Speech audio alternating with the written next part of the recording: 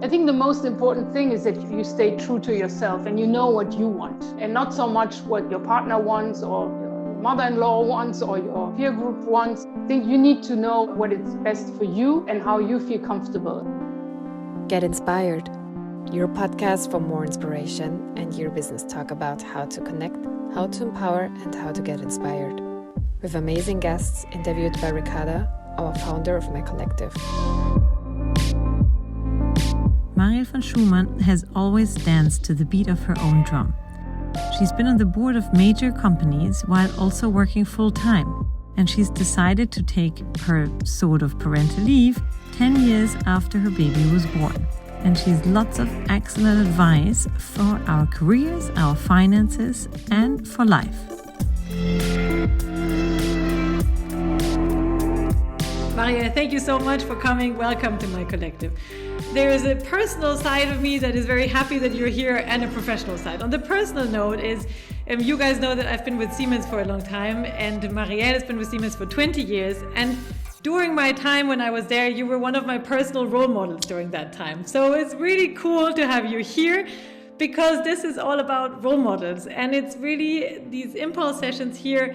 The idea is not that there is one perfect role model, but there are people out there who've made it in a corporate career, as a mother also, and also are willing to share in an open environment sort of what your experiences are. So I'm really very much looking forward to it. And maybe just a short introduction. I mean, I already said you've been with Siemens for 20 years. So you basically left university from INSEAD, London Business School, ESCP, and all of that, quite international academic background.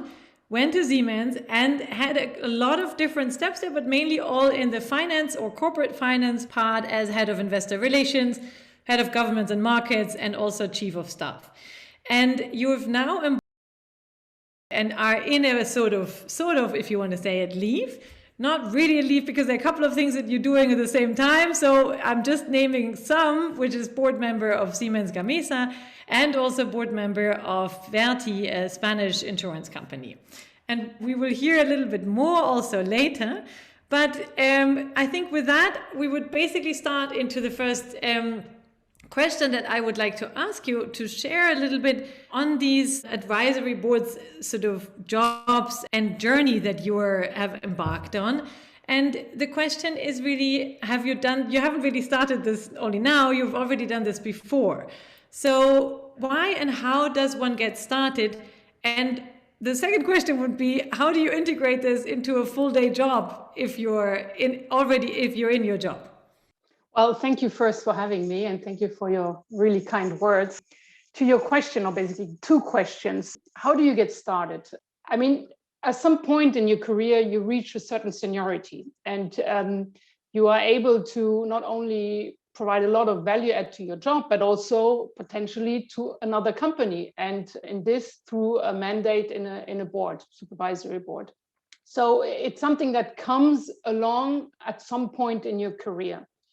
But let me go first in answering the second question you have, because how do you integrate this in a job, and how do you find the arguments that you will have to somehow provide also to your manager when you take over a board position in another company, that the company and your manager allows you to spend some time in another board? I think it's actually quite easy, because being on a board of another company is not only a value add to yourself and your own career, but I am a firm believer this is actually a value add to your job and to your company.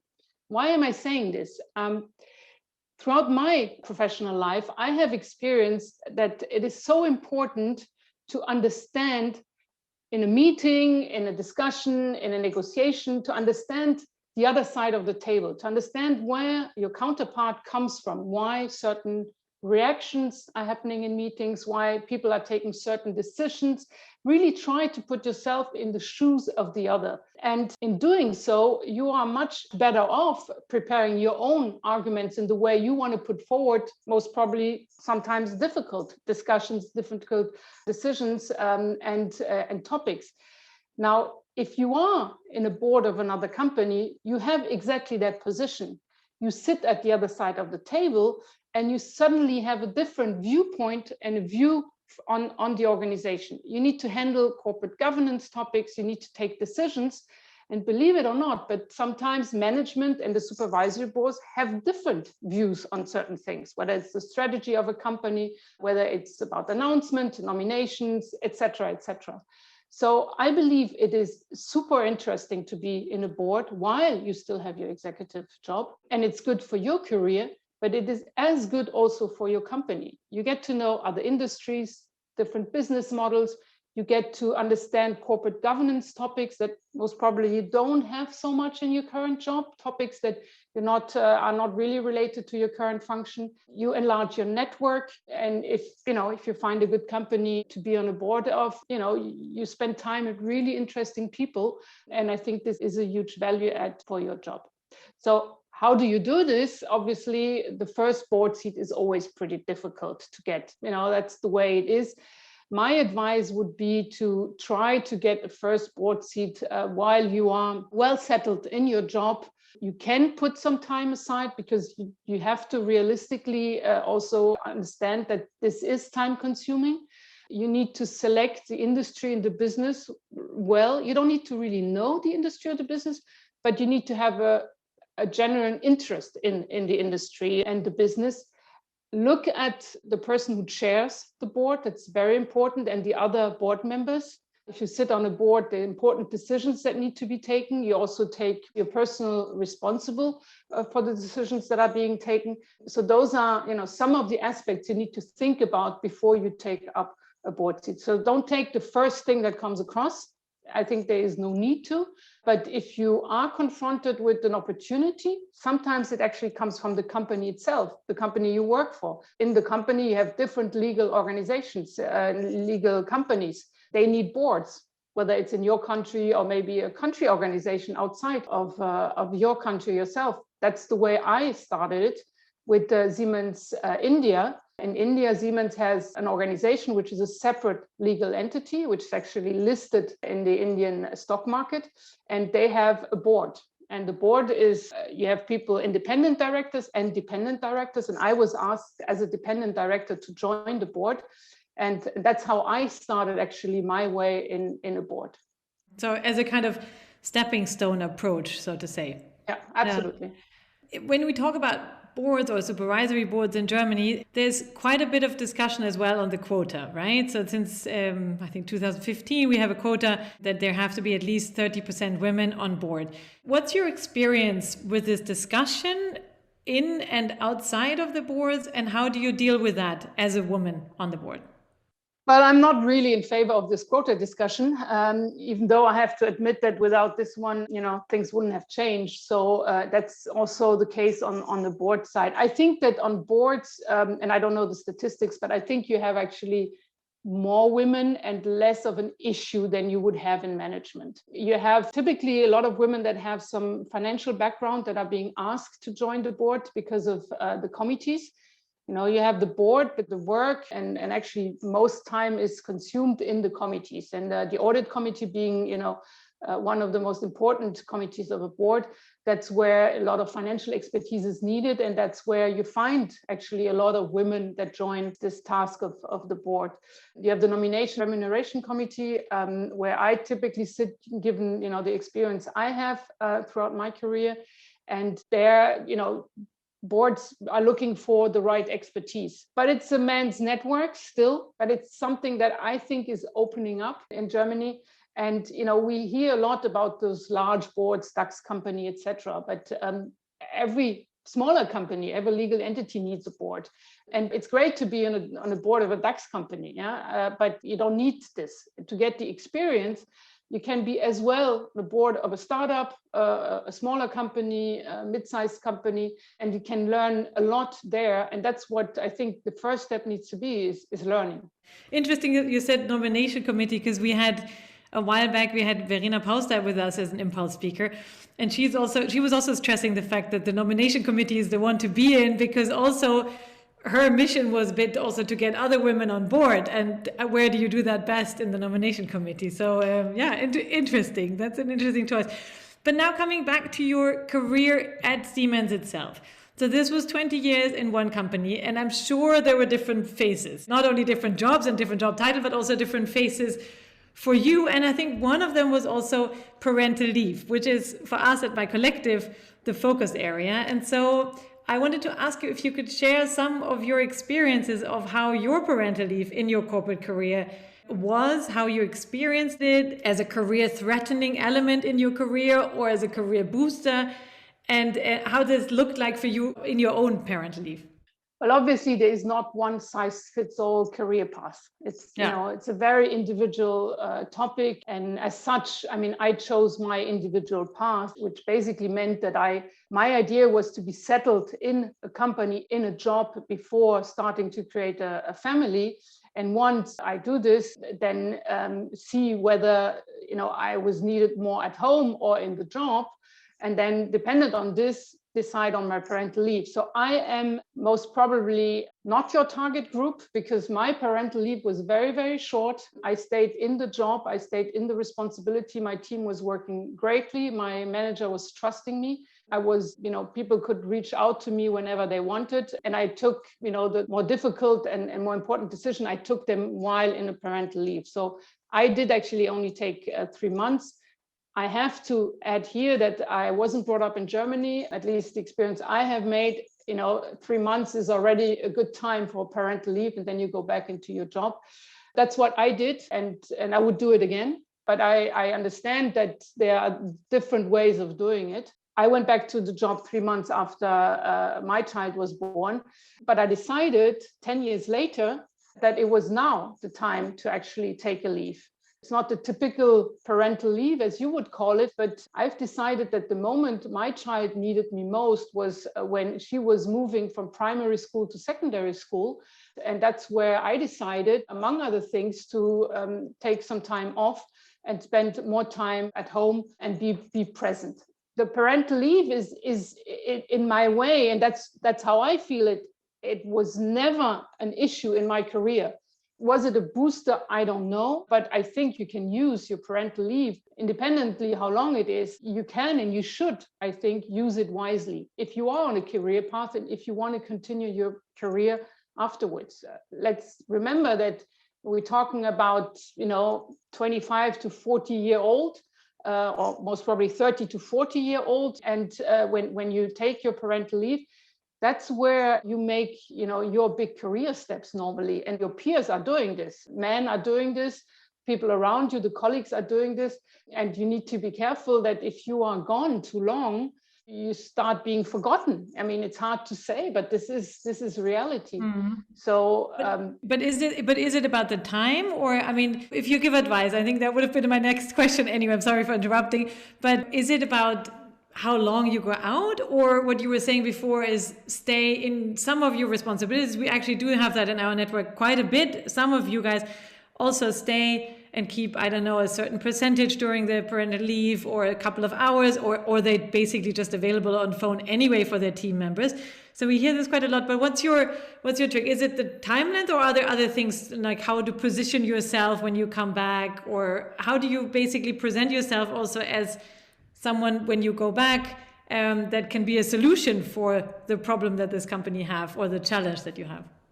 I think the most important thing is that you stay true to yourself and you know what you want, and not so much what your partner wants or your mother-in-law wants or your peer group wants and does. I think you need to know what is best for you and how you feel comfortable. Going back to work too soon and feeling guilty and not feeling prepared, it's not a good thing to do. Going back to work and knowing that everything is organized and your child is being taken care of and you don't need to think about this. I was surprised myself. I went back to work and I actually forgot my child. I mean, it's something that I couldn't have imagined before. I loved my job. I was fully into it. And I knew that, everything was organized and I didn't need to worry. So it depends a little bit how you get yourself organized and how you are as a personality. From a job perspective, I can only advise to stay in close contact with the organization. Doesn't mean that you specifically need to work, but try to be part of the jour fixe, try to get still the information from the company, read about the company, the industry, use the time wisely to get organized, get the logistics organized. And with this, I don't say organize your child, but organize everything, that when everything goes wrong, you still have a backup and you still know, because obviously things will go wrong, and you will have the most important meeting of the year, and your partner will be on a business trip, and the nanny will be sick, and the public transport will be on strike, and there you are. So what do you do? And everyone, we all know that this happens. Now, these days you have Corona on top of it, so it doesn't make it easier. But use the time wisely on your parental leave. And if it is that you get, training or you do certain things, and therefore I don't think you can really say how long the time is, but still, I think the shorter, the better, in my personal view. And I speak as someone who has been in such a situation, but also as an employer who has had numerous situations where women came and said, I want to come back soon, but then it took longer, took a year, then it took 2, then the second child came, it took 3 or 4 years. And honestly, the company continues to move on, the teams continue to move on, and you change as well. I mean, 4 years down the road, you see things differently. And it's really hard to get back into the organization, into the same job. Even if legally you might, have the right to do so, maybe you just actually don't want to. Thank you so much. This is counting on 3 really important points that we always stress as well, is to stay in contact, but also plan and operate on plan B and C, which is, by the way, probably any working mother at the current moment during Corona is doing anyway. We'd probably see down the line, and get logistically organized. I think that's super important. But there's one other thing that we also quite often stress in our program, is that you can use it also wisely in terms of getting your finances in order. Because sometimes, especially if you're in a high-pitched job, these kind of things tend to be second and third priority. And then if you have children, there are a lot of other priorities as well. So looking at your finances during parental leave is super important, to not fall into the pay gap or the career gap or any sort of that. So getting your finances in order, what does that mean, or what did that mean for you, Mariel? I mean, you're now from a financial background, but did you do that yourself? Are you doing that in your leave now? And if so, what kind of advice could you give for us? Yeah. I think besides all the gaps that you can, get into, I just think it's a pity. You work hard, and, you have all the right to, enjoy afterwards, and make sure that, the financial side of your life is intact and you can enjoy it.